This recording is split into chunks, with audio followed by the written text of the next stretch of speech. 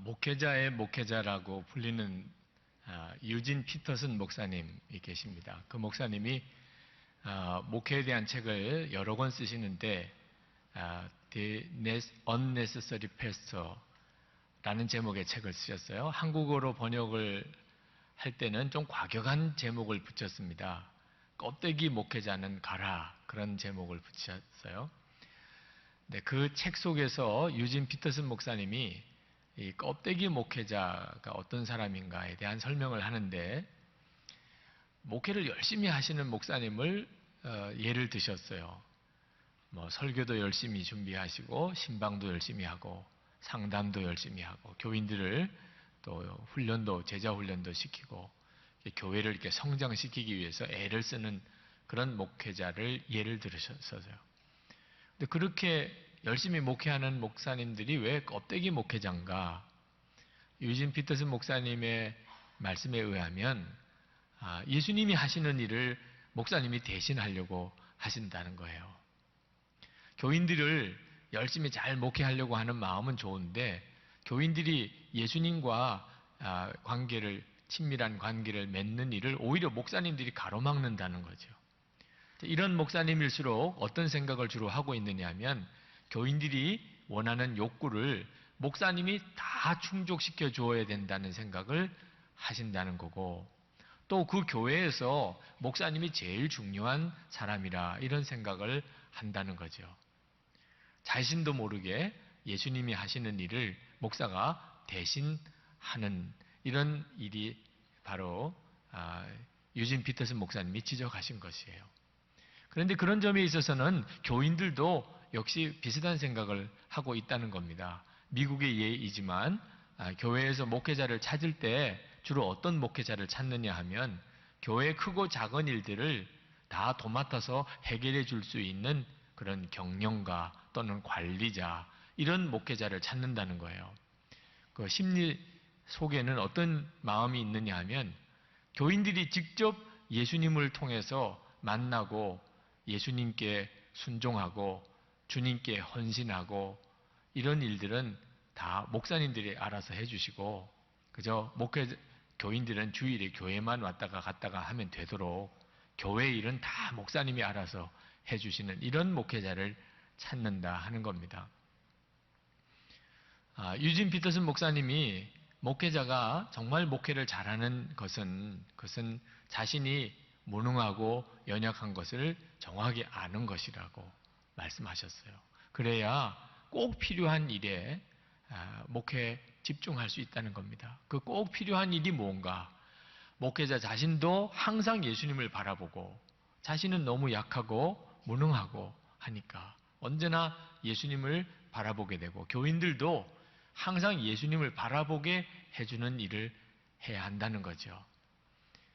여러분, 우리가 예수님을 믿을 때 가장 놀라운 하나님의 은혜가 예수님이 우리 안에 오신 거예요. 예수님이 우리 안에 오셨기 때문에 예수님이 우리에게 친히 말씀하시고 가르치시고 우리를 인도하시죠. 그 말은 우리가 너무 목회자에게 의존하는 신앙생활을 할 이유가 없다는 겁니다.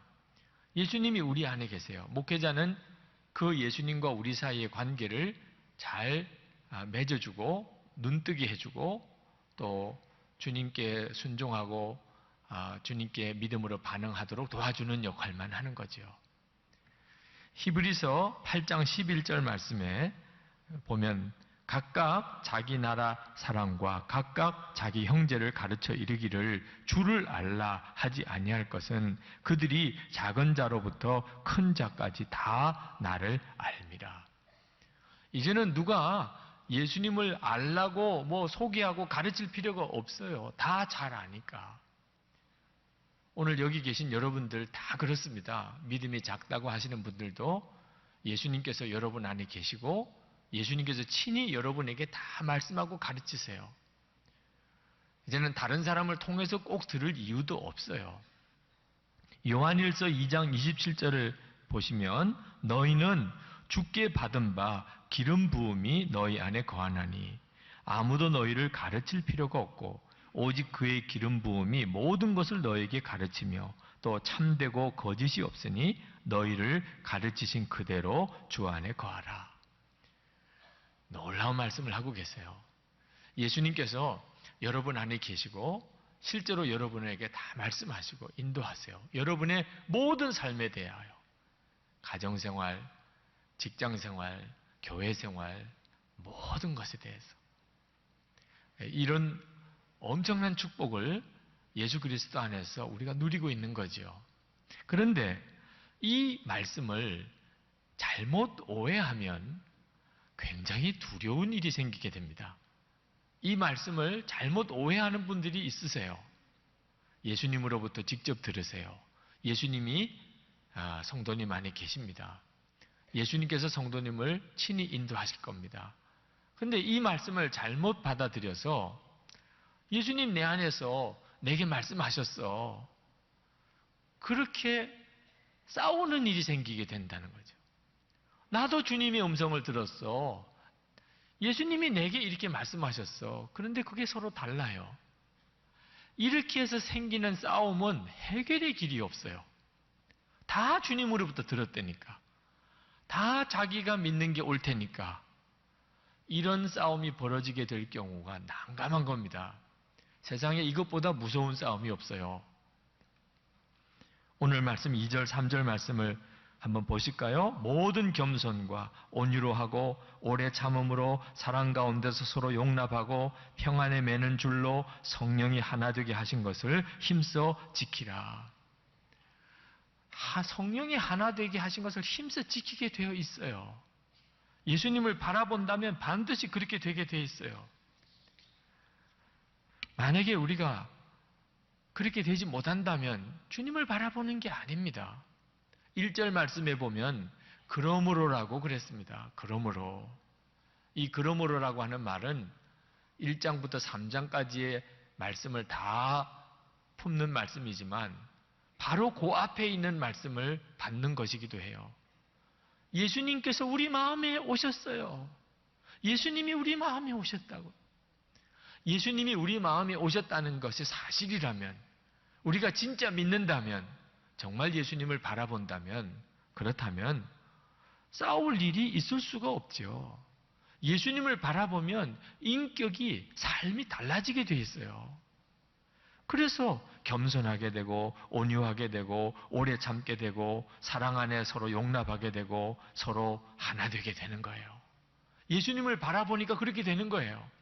여러분, 서로 의견이 안 맞고 서로 다투다가도 정말 존경하는 어떤 어른이 오시면 그러면 모든 다툼이 다 사라지고 그분에게로 뜻과 마음이 하나가 되잖아요. 집안에서나 또는 사회에서나 다 그렇잖아요. 예수님이 우리와 함께 계신 것을 바라보면 싸울 일이 없지요. 주님이 원하는 대로 그냥 가는 거죠. 주님이. 누가 거기서 소리 지를 사람이 있겠어요? 담임 목사가 있다고 언제나 하나 되나요? 좋을 때나 그렇지요. 실제로는 전혀 그렇지 않아요. 그러나 예수님 앞에서는요, 싸울 수 있나요? 가룟 유다가 아닌 다음에야 그럴 수 없지요. 예수님 바라보면 싸울 일이 없어요. 언제나 하나 되고 그리고 서로 용납하고 사랑하게 되지요. 3절 말씀에 보면 성령이 하나 되게 하신 것을 힘써 지키라 하셨어요. 이미 하나 되었어요.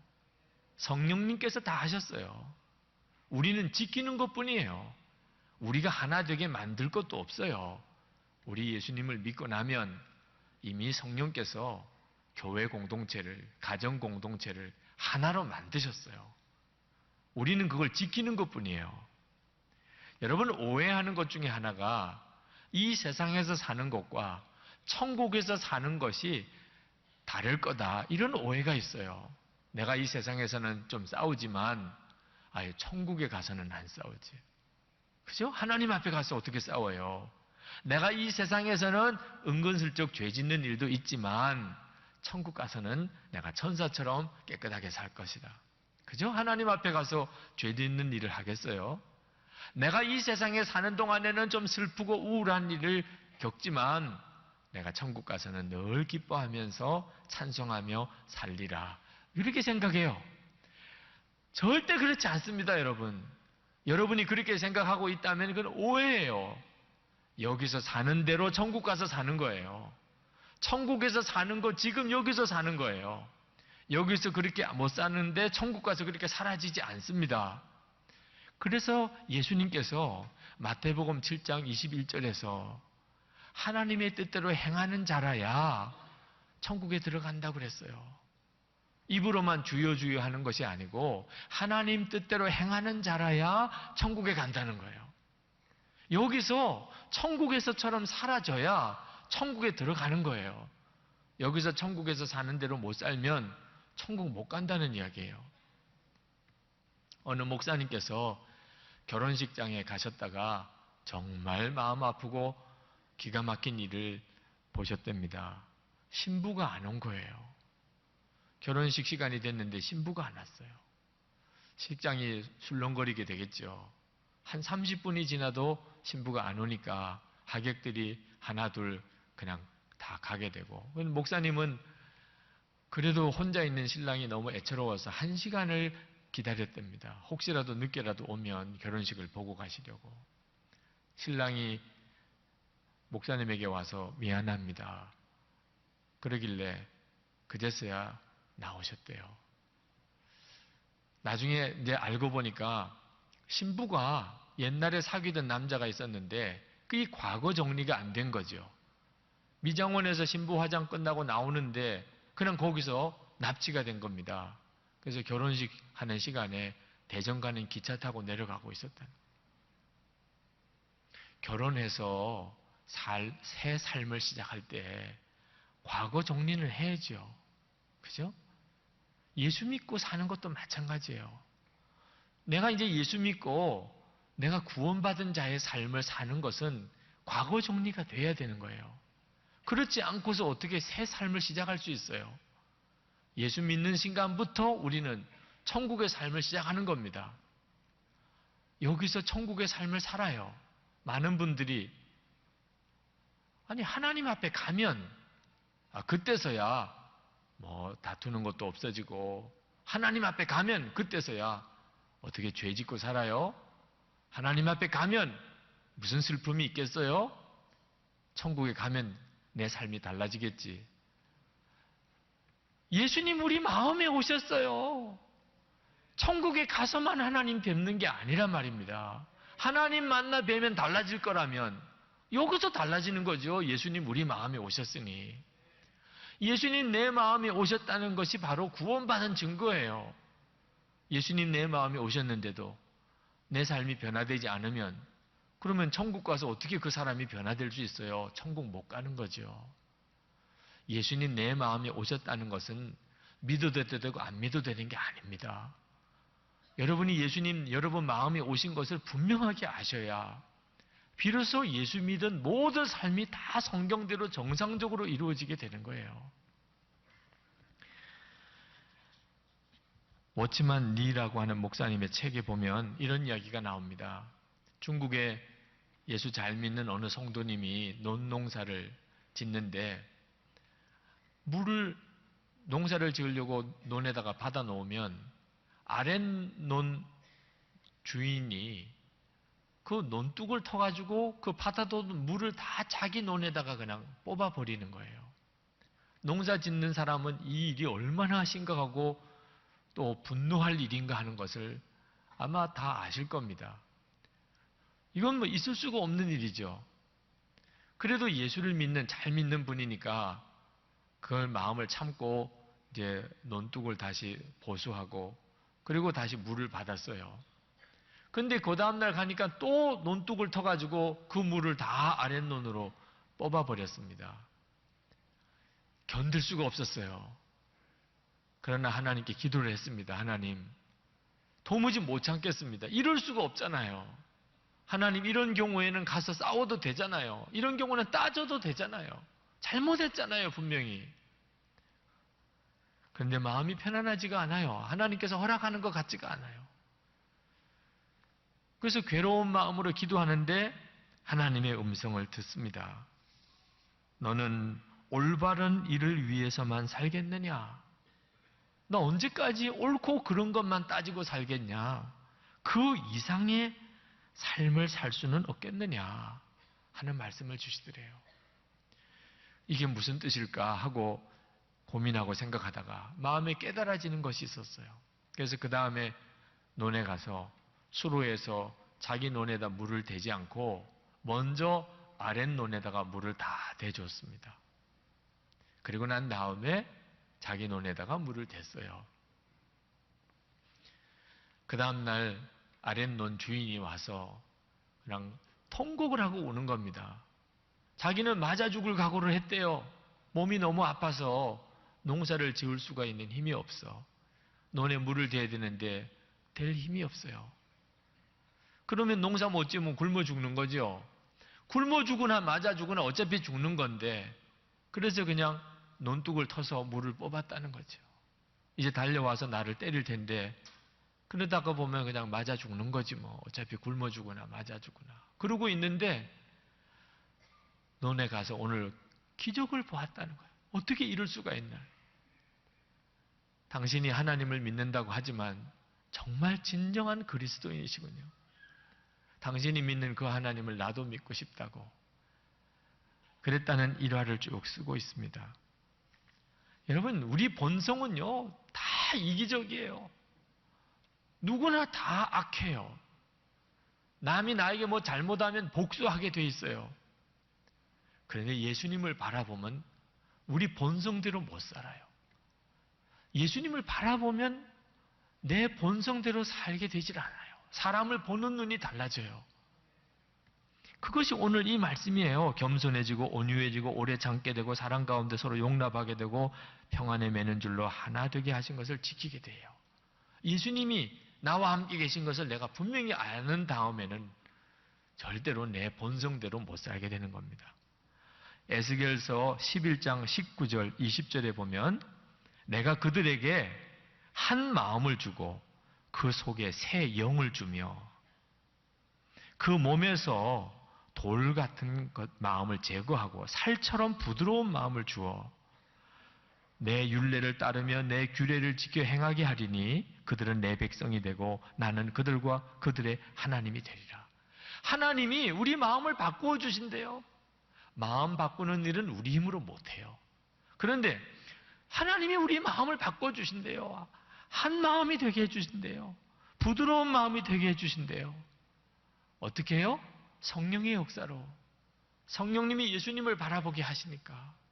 예수님을 바라보는 눈이 뜨였는데 어떻게 악한 마음으로 돌 같은 마음으로 사람을 대해요? 못하죠. 교회가 이처럼 성령님 안에서 하나 되는 교회가 되면 그러면 이제는 더 이상 담임 목사가 교회 주인이다, 뭐 장로가 교회 주인이다 이런 말 없어져요. 예수님만 교회의 주인이세요. 그래서 하나됨을 통해서만 예수님이 교회의 주인 되시는 거예요. 여러분이 성가대, 뭐 속회, 교회학교, 봉사 모든 부서 어디든지 마찬가지예요. 여러분 예수님이 우리 모임의 주님이 되셨나? 그건 하나 되는 기적을 보고 아는 거예요. 성령 충만한 사람은 어떤 사람인가?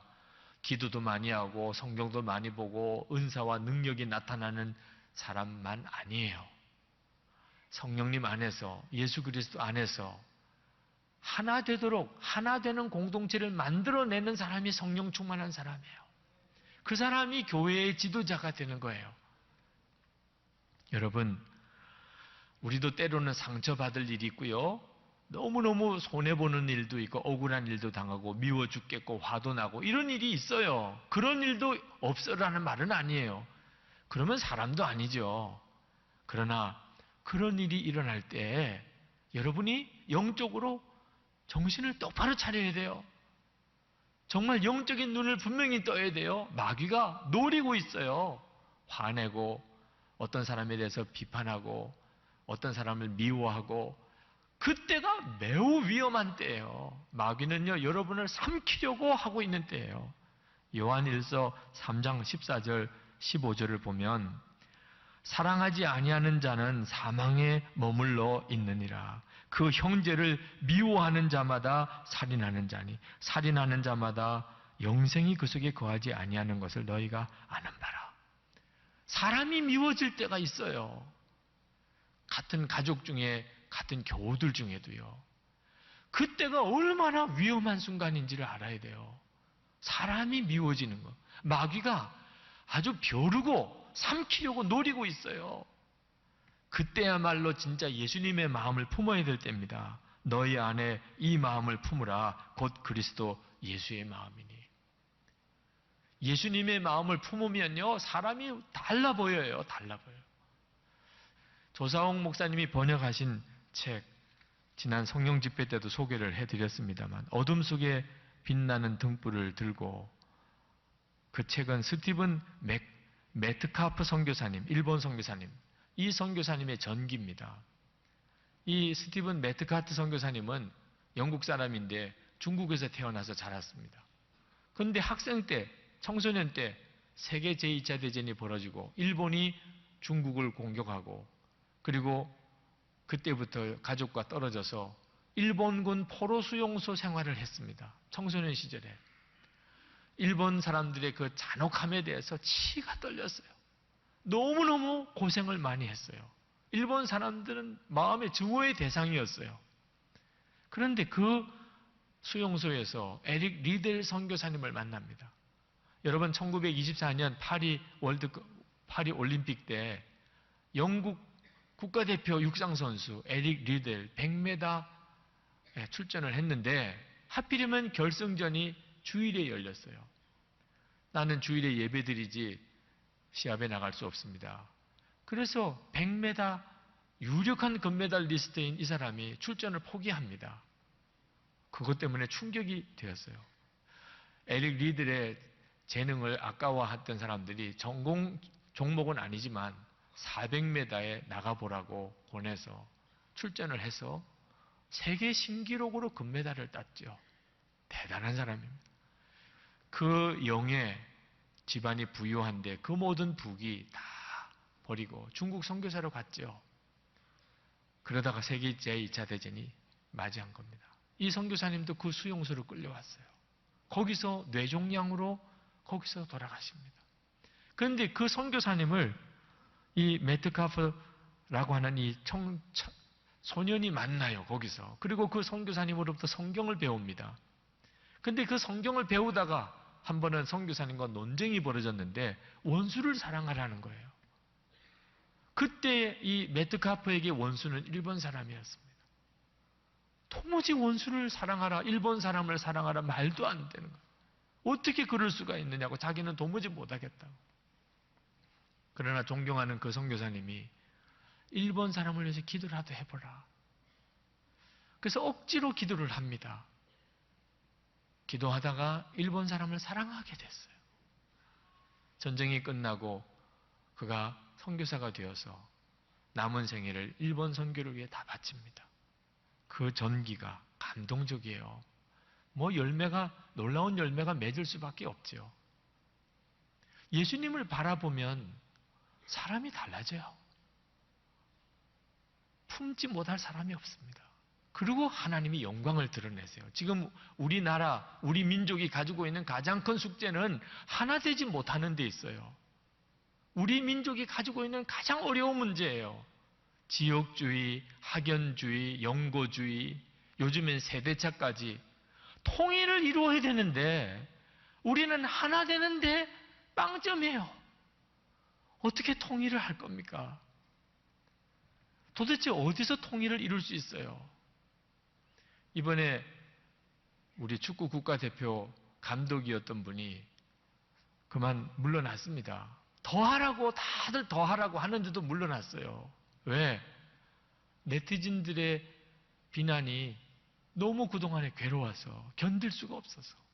누구나 다 되고 싶은 그 국가대표 감독 자리도 그만두겠다. 가족들이 다 그만두라 그래. 가족들이. 그게 우리나라예요. 어떻게 우리가 하나가 될 수 있죠? 통일을 이룰 어떻게 지도자를 우리가 세워나갈 수 있죠? 길이 있을까요? 있어요. 그게 바로 십자가 복음에서 있어요. 교회에서 그것이 이루어지는 것이에요. 예수님의 십자가에서 예수님을 바라보는 이들을 통하여 하나님이 그것을 보여주기를 원하시는 거예요. 어디서 통일이 될 수 있을까? 그 가능성이 어디 있을까? 우리가 진짜 하나 될 수 있을까? 물론입니다. 와보세요. 교회에 와보세요. 교회에 와보시면 보실 거예요. 하나 되는 기적이 여기서 일어나고 있는 걸 보실 거예요. 여러분, 예수님께서 얼마나 하나 되는 것에 대해서 마음이 간절하셨는지, 제자들에게서 하나 되는 거 보고 싶어 하셨는지 아십니까? 요한복음 17장 21절에 보면 예수님께서 제자들을 위해서 마지막 기도가 나옵니다. 아버지께서 내 안에 내가 아버지 안에 있는 것 같이 저희도 다 하나가 되어 우리 안에 있게 하사 세상으로 아버지께서 나를 보내신 것을 믿게 하옵소서. 예수님의 마음속에는 제자들이 하나가 되는 것이 얼마나 마음에 간절한 소원인지 몰라요. 왜? 세상에서, 세상 사람들이 하나님이 나를 보내신 것을 알게 하시려고. 예수님이 그리스도시구나. 예수님이 주님이구나. 그걸 알게 하시려고.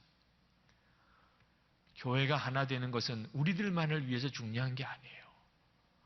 세상을 위해서 중요해요. 하나 될 수 있구나. 하나 되는 사람들이 있구나. 오늘 말씀 4절에서 6절까지 보면 계속 하나됨을 말씀하고 있습니다. 몸이 하나고 성령도 한 분이시고 부르심의 한 소망 안에서 부름을 받았고 주도 한 분이시고 믿음도 하나고 세례도 하나고 하나님도 한 분이시니 하나가 되는 것은 교회의 영광이에요. 그리스도인들의 영광이에요. 여러분 명심해야 합니다. 오늘 성찬도 하나 되는 축복이에요. 예수님과 우리가 하나 되는 시간이고 성찬을 받은 모든 이들은 또 하나예요. 오늘 주님께서 그 은혜를 여러분에게 주세요. 예수님을 바라보면 그렇게 돼요. 오늘 여러분 마음이 갈갈이 찢겨진 분 있으실 겁니다. 미움 때문에, 상처 때문에, 원망 때문에 관계가 깨어져서 마음이 그냥 갈갈이 찢어지신 분, 주님을 바라보세요. 예수님께서 여러분을 놀랍게 변화시켜 주십니다. 깨어진 관계 회복하게 해주세요. 여러분이 주님을 바라보지 않고 미움을 붙잡았다면 회개하세요. 어쩔 수 없었다고 아닙니다. 주님을 바라보시면 주님은 반드시 여러분을 품게 하고 사랑하게 하고 용납하게 하고 겸손하게 하고 온유하게 하고 하나 되게 만드세요. 오늘 그 놀라운 은혜를 여러분이 다 누리시기를 축복합니다.